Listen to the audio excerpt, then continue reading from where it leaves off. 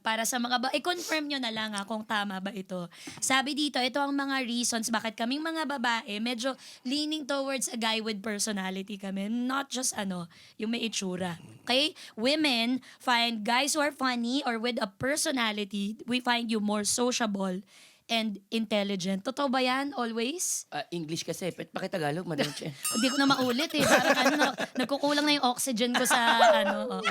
Mas daw kayo, sociable and intelligent. Hindi yung funny.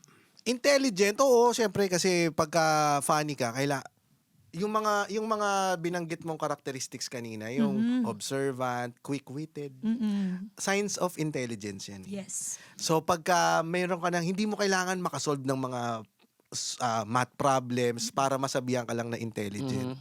So kailangan mo lang kasi ang isa rin na kagandahan sa isang comedian, yung mataas din ng emotional quotient namin. Yes. 'Di ba? Kaya ako nasasabi 'yun para masabi mong intelligent din ako.